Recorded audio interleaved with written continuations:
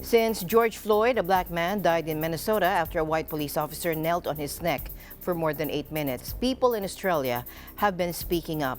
This time, Australian Filipinos, or Aussie Pinoys, have joined the protests for Black Lives Matter in Sydney. Here's the report from Carla Cruz. The Black Lives Matter protests held in the United States prompted countries around the world to hold their own demonstrations against police brutality. Here in Sydney, hundreds of protesters marched the city's main streets on June 6 in response to not only George Floyd's death, but also Indigenous deaths while in police custody.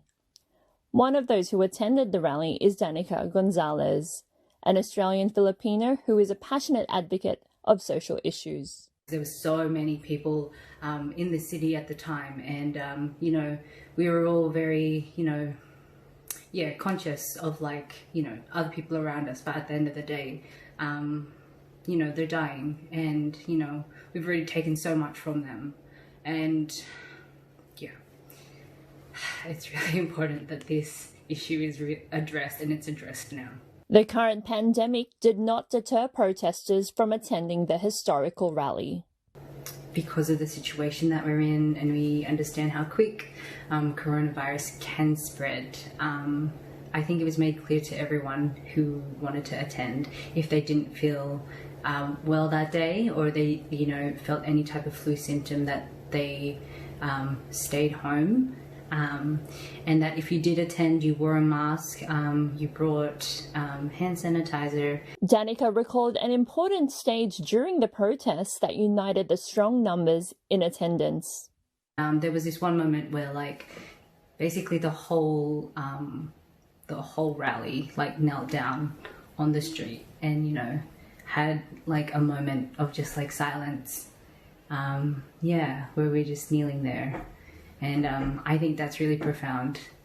As a result, people are starting to notice the role of the police in our society. So they're there to, create some sort of order, but that just means that they're allowed to do what they've been doing, all this violence, all this murdering.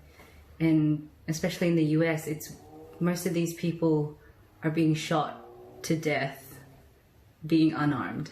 There were a couple more Indigenous lives that were lost in police custody, and that just goes to show that even though we do something as big as this, it's still going to be a thing that's ongoing. And if you're looking to learn more about the Black Lives Matter movement, a good place to start is within yourself.